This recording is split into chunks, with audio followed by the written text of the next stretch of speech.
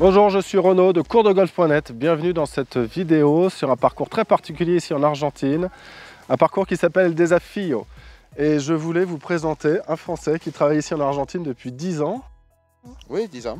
10 ans, Thierry, qui est le superintendant du parcours et que j'ai rencontré ici un peu par hasard, grâce aux pros de Chapelco. Vous avez certainement vu d'autres vidéos de moi à Chapelco. Alors c'est un parcours très particulier, alors pour quelle raison, dis-moi? Desafío, c'est un parcours un parcours de montagne. C'est le premier parcours de Greg Norman en Amérique du Sud. Construction très compliquée, très délicate. Et donc après, c'est un parcours avec un design très rustique, très naturel, très intégré au milieu. Ouais. Il n'y a qu'à voir les environnements ici. Il n'y a pas une seule tour. Il n'y a que des montagnes. Ouais. J'avais vu une interview de Greg Norman à propos de ce golf-là. Et il disait textuellement, c'est pas qu'on voulait faire le plus beau golf d'Amérique du Sud, c'est qu'on voulait faire le parcours le plus exceptionnel du monde. Oui, c'est un parcours unique. C'est un parcours unique. C'est un parcours unique.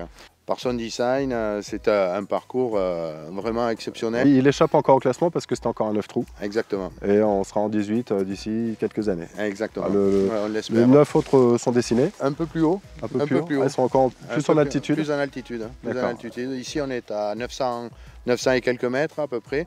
Et les 9 autres vont être à peu près à 1000 mètres. Ce qui en fait le parcours de golf le plus haut d'Argentine. Ah oui, d'accord. Bah, écoute Thierry, merci mille fois de ton accueil. Parce que c'est toi qui m'as fait venir aujourd'hui, je suis ravi. Et puis je suis ravi de t'avoir rencontré. Et je sais qu'on aura l'occasion de se recroiser. À très bientôt. À bientôt, merci à toi. Salut.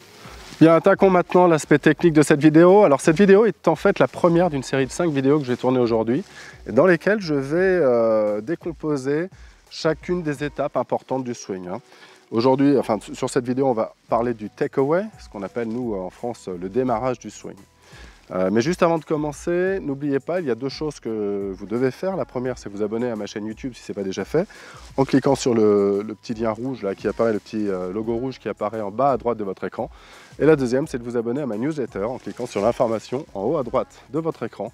Vous recevrez ainsi une série de vidéos dans lesquelles je vous présente les 4 fondamentaux dynamiques du swing que vous devez savoir par cœur, ce qui vous permettra de bien appréhender chacune des vidéos que vous trouverez de moi sur YouTube. Alors dans cette vidéo, j'aimerais commencer par le commencement, c'est-à-dire le takeaway, ou autrement dit le démarrage du geste. Alors le démarrage du geste, c'est bien souvent là qu'on fait beaucoup d'erreurs, qu'on voit beaucoup d'erreurs. On a beaucoup de joueurs ici qui, dès le démarrage, se posent déjà la question de savoir comment est-ce que je dois faire mettre en mouvement ce swing et particulièrement ce club. Et là, on a déjà beaucoup d'erreurs dès le démarrage qui arrivent. Et la première erreur, c'est de vouloir réellement démarrer ici le club volontairement. En fait, il est très important que vous compreniez que ce club-là ne doit pas être, vous ne devez pas lui imposer vraiment votre volonté. Plus ce club travaille comme il doit travailler naturellement, et bien mieux ça vaudra. Et ce club va répondre réellement à 2 éléments. Le premier élément, c'est la rotation du corps. En fait, gardez en tête, il est très important que vous compreniez ça, que la première chose à bouger dans un swing de golf, eh bien ce n'est pas le club, comme on le voit souvent ici, ce ne sont pas les bras. Ça, on voit ça, tous les golfeurs un jour font cette erreur, et probablement que vous la faites encore aujourd'hui, ou vous l'avez fait, vous la referez un jour. C'est pour ça que je fais cette vidéo, pour que vous mettiez vraiment des mots et des idées là-dessus. Il faut comprendre que, quelle que soit l'activité que vous fassiez, c'est toujours le corps qui est à l'origine du mouvement, toujours. Imaginez simplement que j'ai quelqu'un à ma droite et que je me tourne pour lui serrer la main. Eh bien, vous n'allez jamais, faites l'expérience devant votre écran, vous n'allez jamais tourner la main comme ceci, c'est pas vrai. Dès que vous allez chercher à faire un mouvement, la première chose à bouger, c'est toujours le corps.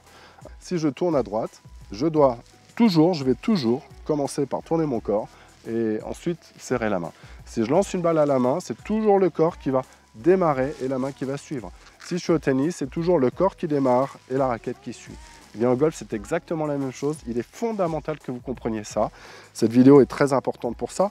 C'est de comprendre que dès que vous allez démarrer le club ici, eh bien le club, en fait, même le fait de dire vous démarrez le club, c'est pas très juste. Dès que vous démarrez votre geste, c'est la rotation du corps qui démarre. C'est toujours le corps qui démarre. Donc le corps démarre dans une logique de rotation, bien axée. Je tourne sur un axe, et donc voilà comment ça se passe. J'ai tout mon côté gauche ici qui va s'engager dans la rotation. Donc le pied gauche, la cheville gauche, le genou gauche, la hanche, l'épaule. Mon corps va tourner au backswing vers la droite, si vous êtes droitier. Et à partir de là, ce corps va entraîner les mains. Les mains sont littéralement, j'aime bien dire aspirées. C'est un peu la sensation que moi ça me donne, avoir cette sensation que les mains sont entraînées, complètement entraînées. Les mains ne font rien de volontaire, absolument rien. Les mains ne font que accompagner la rotation du corps. Donc ça, c'est la première étape, c'est de comprendre que finalement, le club, qui est au niveau du grip pris dans les mains, eh bien, le club va répondre d'abord à la rotation du corps comme ceci. Et la deuxième chose, c'est que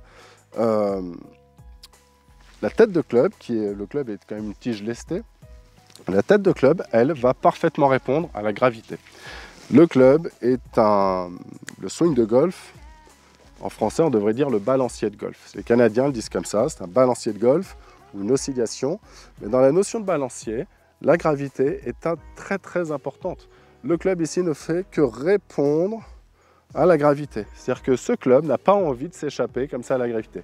Si vous êtes responsable du mouvement du club et que ce club est un peu arraché, hein, c'est ce qu'on dit d'ailleurs, si vous arrachez le club du sol, eh bien vous ne pouvez pas faire en sorte que votre swing de golf soit un balancier. Or, un swing de golf, littéralement, c'est un balancier. Si je mettais une balle ici, mettons 30 à 40 cm derrière mon point de départ, vous verrez que mon club va d'ailleurs naturellement, va longer le sol longuement.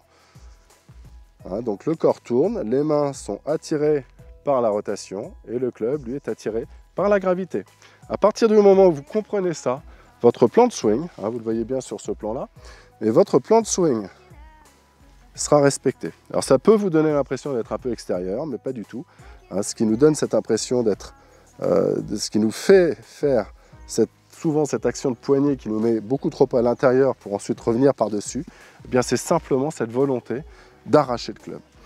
En tout cas de l'arracher avec les mains. Et c'est parfaitement incorrect. Il est très important, vraiment très important, que vous ressentiez que le club reste longtemps proche du sol. Longtemps proche du sol, le plus longtemps possible d'une certaine manière. En fait, si vous faites ça, ça va vous donner une sensation extrêmement légère dans les mains. Pression très légère dès le démarrage. Je sens à peine le poids du club. Je ne le sens quasiment pas. Et c'est comme ça qu'ensuite, ma coordination sera respectée du début jusqu'à la fin de mon geste. C'est très important que vous le compreniez.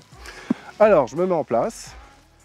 Je vais taper sur ce fairway. Là, j'ai un fer 5. Alors, normalement, je prendrai un bois. Mais comme je voulais vraiment parler de cette séquence-là, cette séquence de vidéo avec les fers, eh bien, je vais jouer un fer à chaque fois.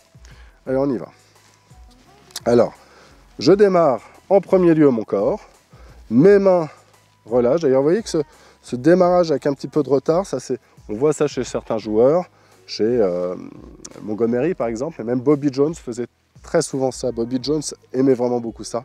Puis je vous avoue aussi que c'est mon mentor qui s'appelle Bill Owens, qui m'a toujours appris ça, qui m'a fait prendre conscience de ce que je vous explique là il y a des années de ça, mais ça m'a énormément aidé. On y va, je vais taper un coup maintenant en gardant cette idée globale du swing, même si je décompose dans ces vidéos différentes parties du swing, gardez en tête qu'un swing reste une notion globale.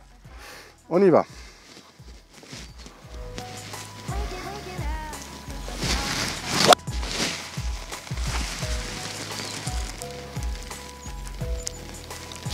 Et là, je peux ressentir que j'ai une sensation légère dans les mains tout au long du swing.